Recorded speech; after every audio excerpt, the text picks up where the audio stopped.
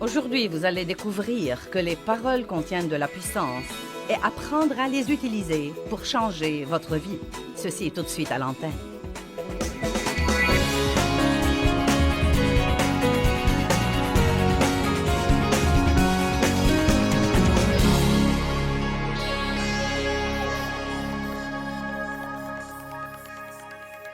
Je crois qu'il y a des messages que nous devons écouter tant que nous sommes vivants, au moins 2 ou 3 fois par an. Même si vous croyez que vous les connaissez, vous devez les écouter plusieurs fois.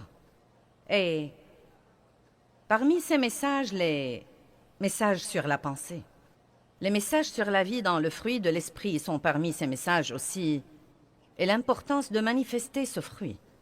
Et il y a des tas de ce genre de messages, mais l'un d'entre eux est l'enseignement sur la bouche. L'enseignement sur la puissance des paroles. Ça me stupéfie. J'y pensais aujourd'hui. Combien d'années je suis allée à l'église? Non, mais des années et des années, sans jamais écouter un message sur la puissance des paroles. Jamais, pas une seule fois. Donc, j'attristais le Saint-Esprit tout le temps. Je disais des choses qui entravaient complètement les anges qui, d'après la Bible, sont envoyés pour aider les héritiers du salut. Je disais des choses qui les empêchaient complètement de m'aider. Je ne savais pas ce que je faisais parce que personne ne me l'avait dit. Maintenant, il y a probablement des personnes ici ce soir qui n'ont jamais entendu parler de ce que je vais vous enseigner. Beaucoup d'entre vous en ont déjà entendu parler, mais une des choses les plus difficiles, sinon la chose la plus difficile à laquelle nous sommes confrontés tous les jours, c'est d'essayer de contrôler notre bouche.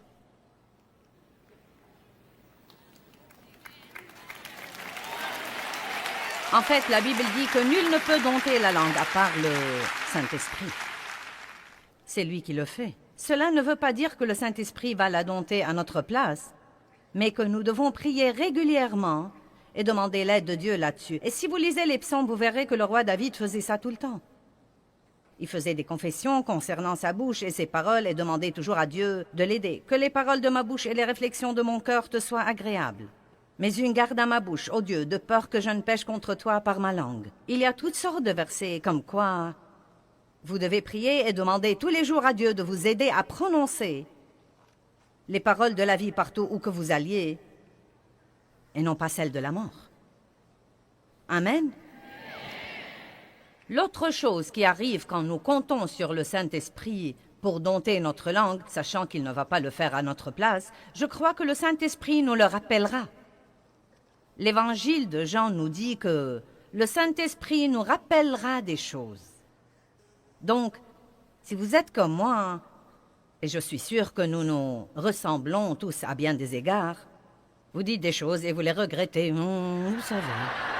Mais si vous vous fiez à Dieu pour vous aider, quand vous dites des choses que vous ne devriez pas dire, vous commencez à avoir une conviction là-dedans que vous devez vraiment, faute d'une autre façon de le dire, vous taire. Amen. Et je vais enseigner là-dessus tout le week-end. Vous dites, tu vas enseigner tout le week-end sur la bouche. Croyez-moi, il y a beaucoup de choses à dire là-dessus.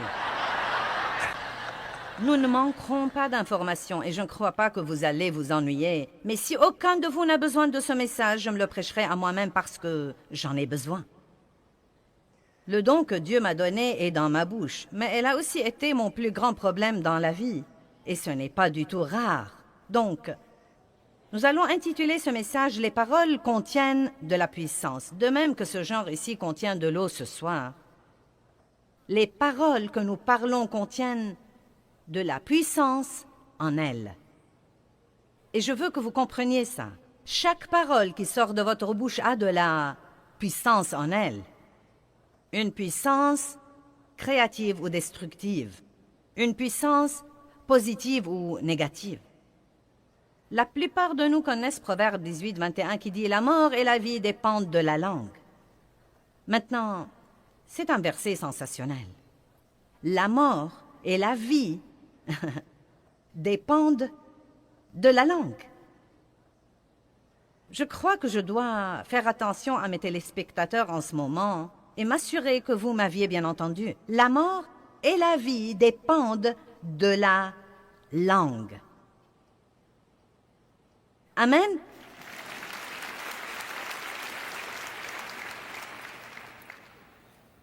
Et la Bible dit que...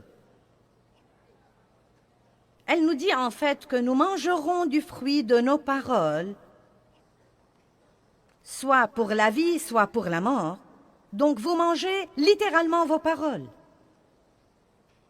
Elles sortent de votre bouche, passent à côté de votre visage, entrent dans vos oreilles et descendent au-dedans de vous. Donc nos paroles affectent non seulement les autres, mais elles nous affectent également. Maintenant, je crois que nous sommes tous assez intelligents pour comprendre que nous pouvons soit dire quelque chose à quelqu'un qui le rende heureux, soit qui le rende malheureux. Vous comprenez ça, n'est-ce pas? Mais je veux aussi que vous compreniez, nous allons focaliser ce soir sur les paroles elles-mêmes et non pas sur la manière dont nos paroles affectent les autres, ce dont nous parlerons plus tard. Mais je veux vous parler en fait ce soir de l'effet de nos paroles dans le royaume de l'esprit, parce que c'est un domaine auquel nous ne pensons que rarement. Je me souviens, il y a plusieurs années, il y a très longtemps que j'étais dans une situation difficile et je travaillais pour des gens qui étaient difficiles à vivre. Je ne sentais pas qu'ils me traitaient comme il faut. Et plusieurs personnes au travail avaient le même problème que moi. Et donc nous sommes tombés dans le même piège dans lequel tombent les gens, bien que nous soyons chrétiens et... Vous savez, yak, yak, yak, yak, yak, yak, yak, yak, yak. Je n'arrive pas à croire ça, et ce n'est pas juste, et ce n'est pas équitable, et blablabla. Donc Dieu a commencé à s'occuper de moi, et à s'occuper de moi, comme quoi je devais arrêter ces commérages, que je devais arrêter la médisance et le rapportage, et que quand je sens qu'on me traite injustement, je ne dois pas courir le raconter à 3 autres personnes et les provoquer pour qu'elles me racontent les injustices qui leur arrivent, et pour que nous puissions en parler ensemble. Donc, vous savez, Dieu s'est occupé de moi plusieurs fois et je me suis un peu disciplinée et j'ai arrêté de médire au travail de mon patron. Mais j'en parlais toujours à Dave à la maison car, après tout, c'est derrière les portes fermées et c'est privé et c'est mon mari. Nous utilisons cette excuse, vous devez décharger sur quelqu'un. Et donc, Dieu a commencé à s'occuper de moi là-dessus et il m'a dit... Et ce qu'il m'a dit m'a tellement impressionnée. Il m'a dit, Joyce, il ne s'agit pas tant de la personne à qui on se confie que des paroles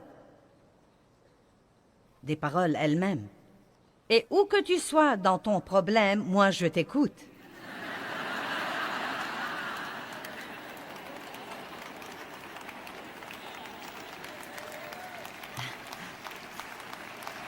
Amen.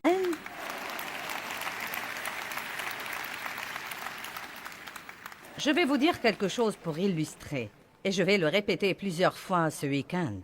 La chose la plus dure que quiconque ait jamais à faire dans sa vie, c'est d'avoir un problème et de ne pas dire quelque chose de négatif. J'ai eu un accès de colère mineure cette semaine. Non pas majeur, mais mineur.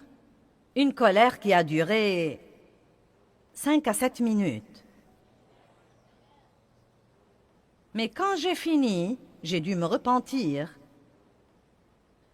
de mes commentaires négatifs et de mon attitude négative. Et je me suis dit que c'était drôle car je me préparais à prêcher là-dessus.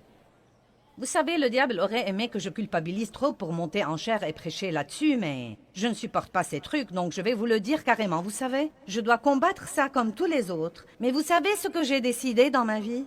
La bonne nouvelle est qu'il y a 10 ans, ma colère aurait duré 3 semaines.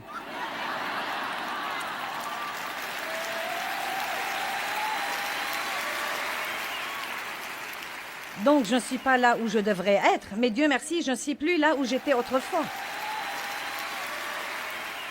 Je fais des progrès. Et vous savez, quand nous piquons une crise de colère, nous disons les choses les plus stupides qu'on puisse dire. Non, mais des trucs vraiment stupides. Par exemple, « Personne ne m'aime ».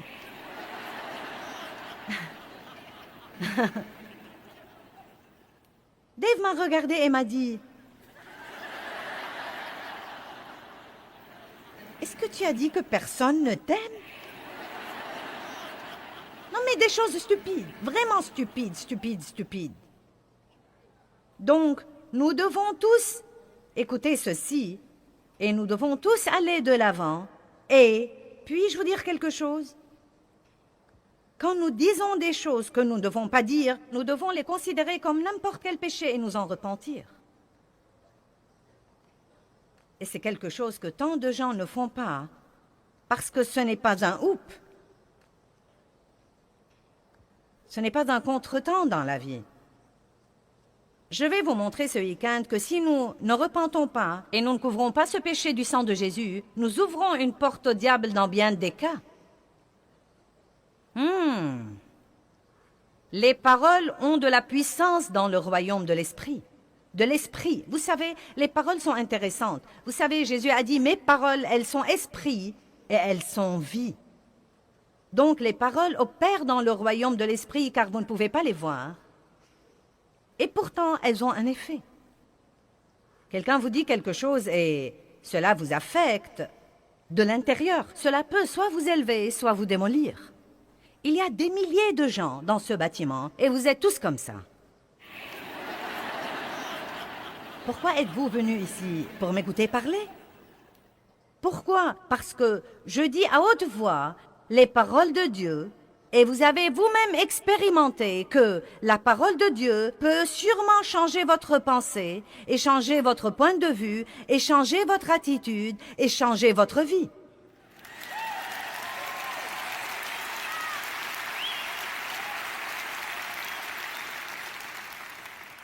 Dieu nous a donné un don qui est très précieux, sa parole.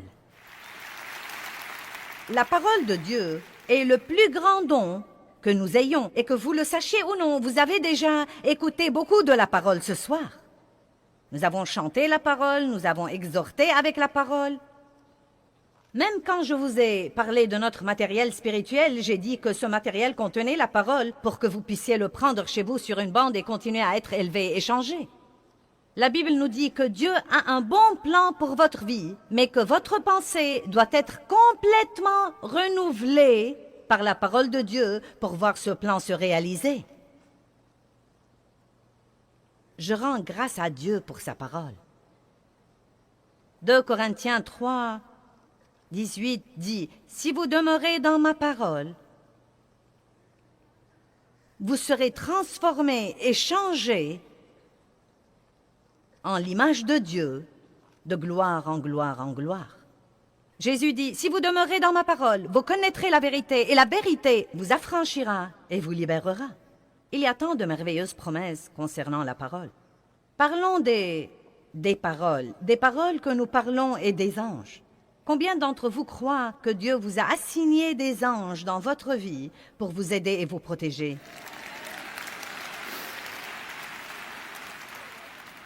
Nous n'y pensons pas assez. Mais je vous encourage à prendre l'habitude de remercier Dieu pour les anges qu'il vous a assignés pour vous aider. Mais certains de vos anges sont extrêmement ennuyés. Ils aimeraient vraiment que vous les laissiez faire leur travail et que vous leur donniez quelque chose pour qu'ils puissent travailler et que vous arrêtiez de les entraver à tout bout de champ. Maintenant, Psaume 103, 20. « Bénissez l'Éternel avec amour, avec reconnaissance, vous ses anges, qui êtes puissants en force et qui exécutez ses ordres en obéissant à la voix de sa parole. » Maintenant, qu'écoutent les anges, à votre avis? La parole de Dieu. À quoi prêtent-ils l'oreille? Qu'est-ce qui les touche? Qu'est-ce qui les motive? Qu'est-ce qui les incite à travailler? Non pas les murmures, non pas les plaintes, non pas le ronchonnement, non pas les critiques, non pas les commérages, non pas le rapportage. la parole de Dieu. Ils prêtent l'oreille à la parole de Dieu. Hébreux 1,14 dit que ces anges ont été donnés par Dieu à tous ceux qui ont hérité le salut. Que tout le monde dise « c'est moi ». Maintenant, est-ce que vous comprenez ce que je dis?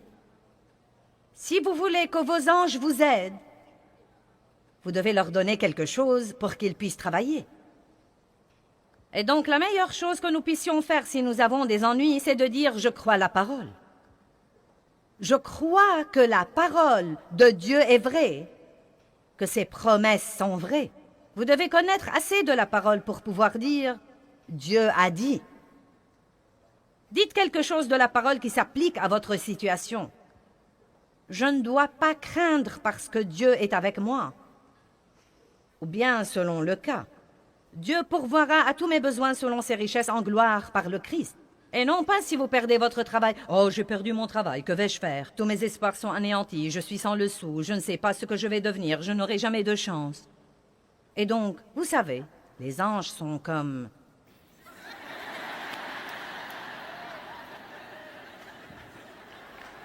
Allez, donne-nous quelque chose pour pouvoir travailler.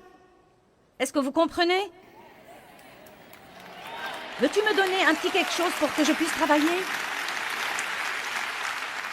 Dis quelque chose pour que je puisse travailler. Vous pourriez donc essayer de dire quelque chose comme « Bien, j'ai perdu mon travail. Cela ne me transporte pas de joie, mais je crois que Dieu a un meilleur travail pour moi. Et je crois que quand je sortirai chercher du travail, j'aurai la grâce du Seigneur partout où que j'aille. Je me fie complètement à Dieu, j'ai des anges. Seigneur, libère-les et laisse-les ouvrir des portes pour moi en ce moment. Ces anges seront heureux parce qu'ils pourront vous aider et travailler pour vous. Amen. Maintenant, je vais vous le dire en avance. Quand vous êtes vexé, bon sang, c'est dur. Parce que tout en vous veut parler de ce que vous ressentez.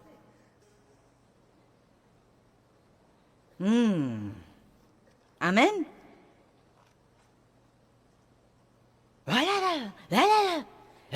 J'en ai vraiment assez.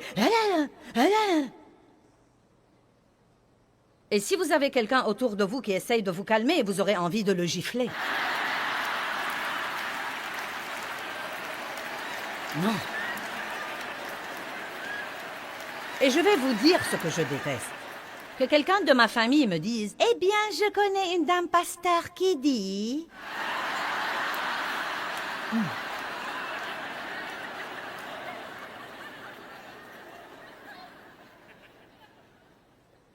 Mais vous savez quoi? Je suis si reconnaissante pour tous ces messages que j'avais prêchés encore et encore et encore et encore, et pour cette parole qui m'aide maintenant, au moins après 30 ans, à ne perdre le contrôle que pour 5 à 7 minutes au lieu de le perdre pour 3 semaines. Et vous savez, à comprendre que c'est mauvais et que je dois vraiment me repentir et que je dois me corriger. Et je crois que d'ici 4 ou 5 ans, ces 7 minutes se réduiront à 2 et qui sait, peut-être qu'un jour viendra où j'aurai le contrôle total. Je ne sais pas.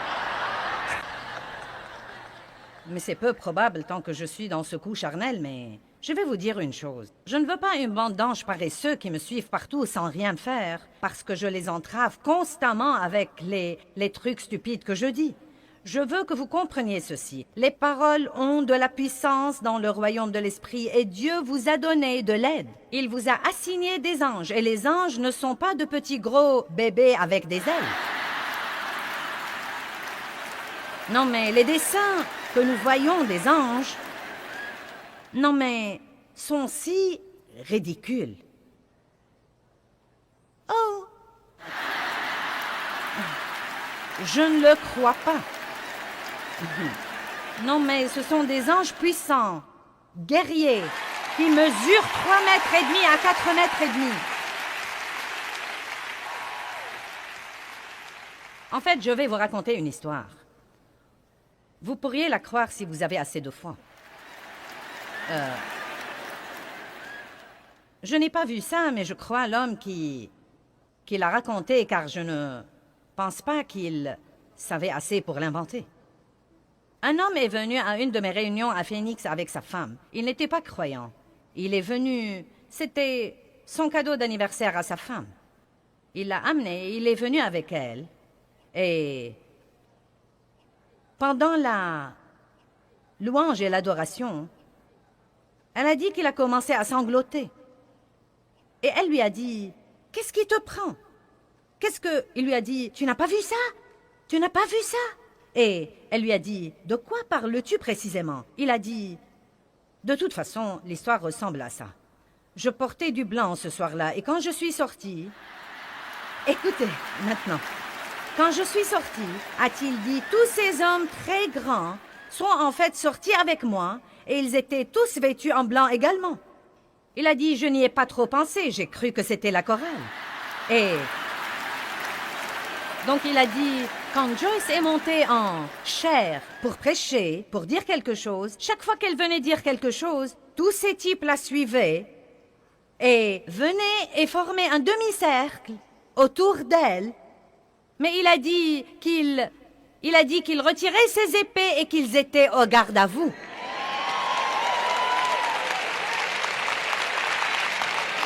Pendant que je prêchais.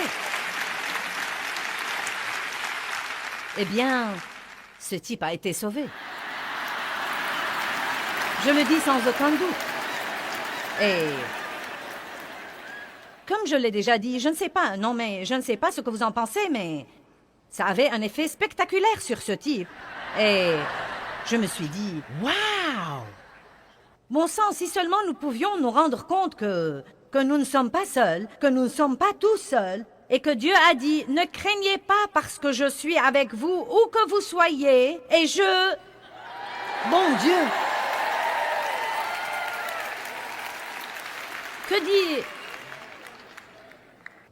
Que dit-il là? Écoutez.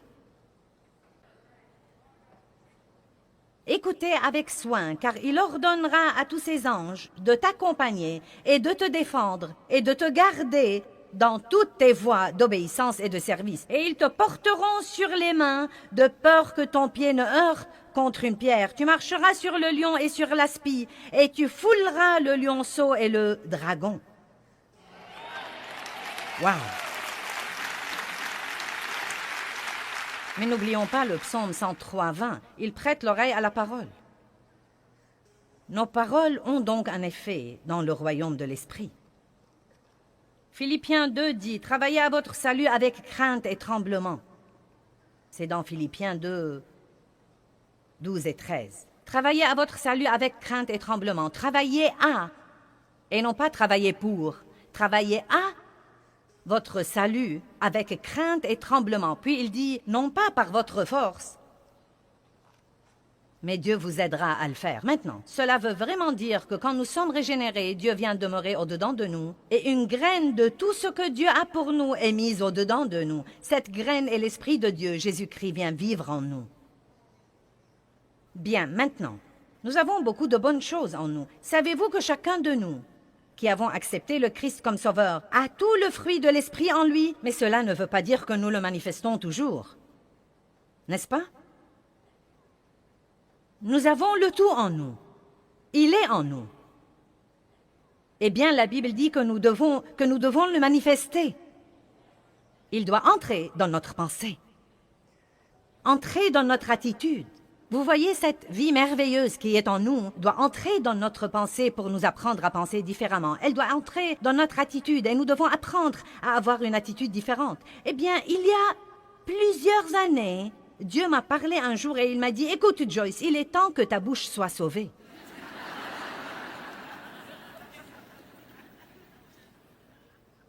Mon salut n'avait pas encore atteint ma bouche. Qui sait ce que je veux dire par là? Vous voyez? Je n'avais pas l'air sauvé. Je ne parlais pas comme si j'étais sauvé. J'avais toujours une bouche charnelle. J'étais régénéré. Oui, je serais allé au ciel. Ça n'a rien à voir avec mon salut. Mais ça a vraiment beaucoup à voir avec ce que Dieu peut faire pour moi en cours de route pour le ciel. Vos paroles et mes paroles ont beaucoup à voir avec le genre de vie que nous vivrons sur terre pendant que nous attendons le retour de Jésus-Christ pour nous prendre avec lui au ciel.